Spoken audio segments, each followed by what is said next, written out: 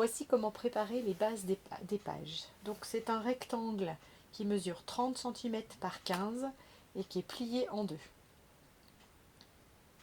Donc là je vous montre sur un papier jaune pour que ça soit bien visible à la caméra. Bien sûr vous le ferez sur vos papiers de fond que vous aurez choisis. Éventuellement autrement c'est d'en préparer un et ensuite vous pourrez reporter le traçage, ça vous évite de reprendre toutes les mesures. Donc là on mesure 2 cm à droite, 2 cm à gauche et on repère à 7 cm et demi le milieu de la page. Ensuite, on fait un petit repère à 6 cm en hauteur de chaque côté. Je vais vous renoter les dimensions.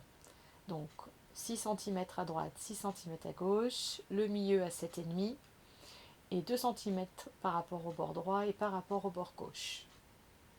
On va relier les deux points qu'on a repérés à 6 cm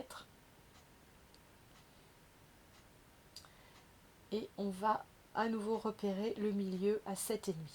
Donc on fait une petite marque à 7,5. Voilà. Ensuite on va relier ce dernier repère au premier à 2 cm du bord. Donc vous faites, ça sera une trace de pliage. Pareil pour aller de l'autre côté.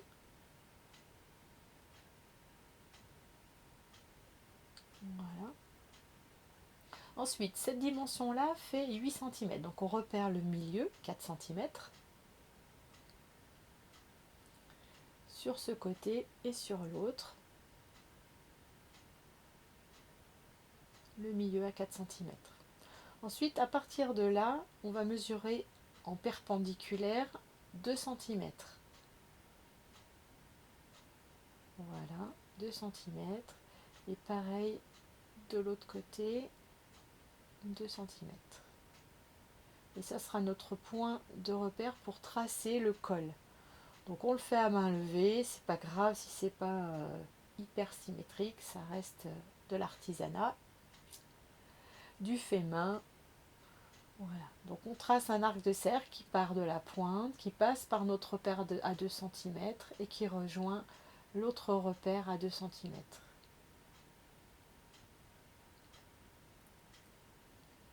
Donc ces derniers tracés en arrondi, on va les découper.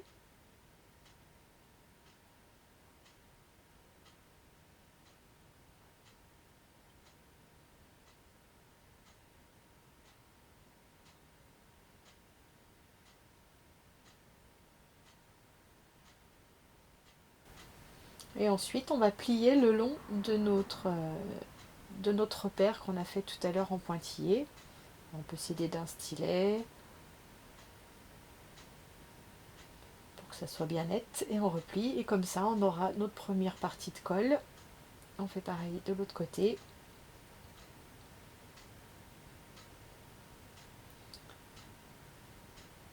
Et voilà notre deuxième partie de col.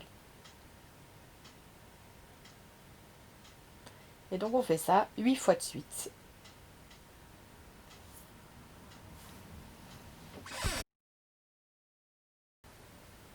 Donc une fois que toutes les pages sont prêtes, j'ai ancré le bord avec de la Distress Ink Vintage Photo et un doigt mousse, de manière à donner un côté un petit peu plus vintage et cacher les tranches qui sont blanches. Pour créer les inserts avec les bouillabisous, on a besoin d'une page qui mesure 24 cm par 15,5 cm et qu'on va plier en deux. Alors nous allons faire quelques repères pour préparer la pâte de collage de la tête des bébés. Donc c'est 3,2 du bord droit et 3,2 du bord gauche. Ensuite, je vous le note. De chaque côté, on va faire un repère à 2,5 et à 4,5. Donc à droite et à gauche. 2,5 et 4,5.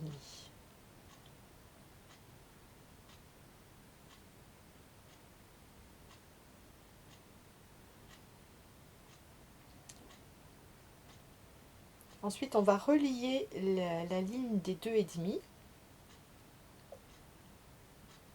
Et on va reporter nos mesures de 3,2 depuis le bord droit et depuis le bord gauche.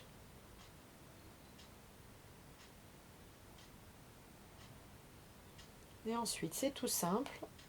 Alors, je vous note. On va rejoindre donc les deux verticales à 3,2. Et ensuite, on part sur les côtés pour rejoindre le point à 4,5.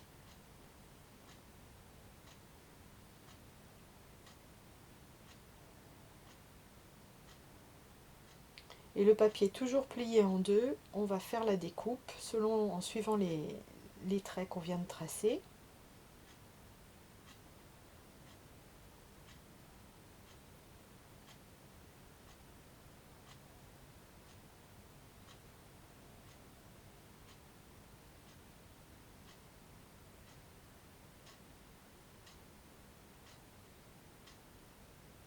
Et pour le deuxième, le rabat, la page du fond, pardon, on vient enlever la pâte de collage de la tête, puisque là on n'en aura pas besoin. Et ceci, on le fait 8 fois. On encre tout le tour à nouveau avec de la vintage photo, et puis donc on va pouvoir placer les têtes différentes des bébés. Donc le diamètre des têtes, c'est 6,5 cm. Et donc au dos, j'ai reperforé un cercle de même diamètre, mais en marron pour simuler les cheveux et cacher la tache rose du tag. Donc sur chaque tag, j'ai décidé de positionner trois mats photos, mais vous pouvez même en mettre un quatrième si nécessaire. Et ces mats photos font 8 par 10,5, ce qui permet de mettre des photos, comment dire, des demi-photos 10-15. Donc j'ai arrondi les bords des mats photos et aussi des inserts. C'est plus doux, je trouve, et puis pour l'insert, ça permet de pouvoir mieux le glisser après dans la page de base. Donc moi, à chaque fois, j'ai mis 2 mats photos et puis un mat avec des traits pour faire du journaling. Mais après, donc il y a la place aussi bien pour les mettre en vertical ou en horizontal. C'est l'avantage, donc en fonction de ce que vous aurez besoin, vous placez les mats dans un sens ou dans l'autre. Donc chaque mat photo est comment dire, est préparé de la même manière, hein. Donc il y a une petite frise au-dessus du mat photo de la partie où il y a la tête, de manière à ce que ça décore un petit peu. Donc on en fait 8. Je vais vous montrer moi ce que j'ai fait comme mat photo. Les petits nœuds sont pour moi montés en 3D, ce sont des découpes, et puis les visages, je les ai dessinés au crayon.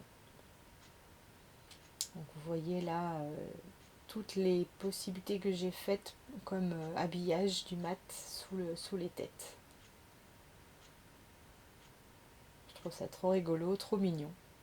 Donc après, il y a possibilité de créer d'autres visages, hein, si vous êtes doué en dessin. Moi, je sais pas trop mon truc, donc j'ai fait simple.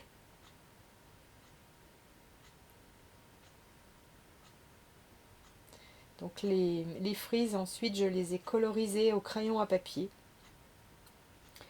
avec les couleurs de papier que j'avais choisies pour les pages de fond.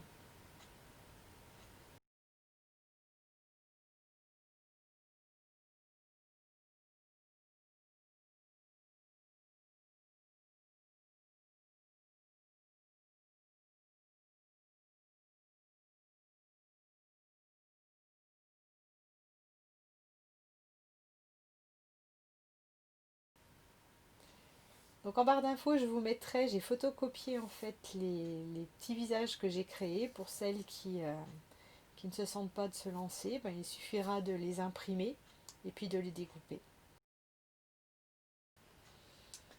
Pour faire plus joli, donc sur les rabats qu'on a créés sur nos pages, j'ai remis un autre papier. Donc pour pouvoir le découper, j'ai reporté le dessin du col. Et puis j'ai retracé à peu près 2 mm à l'intérieur.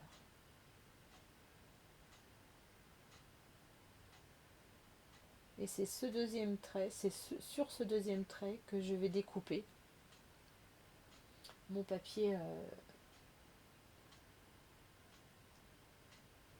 le papier que j'ai choisi pour faire contraste. Et comme ça, on aura un petit rebord. Et puis ensuite, on colle sur de chaque côté.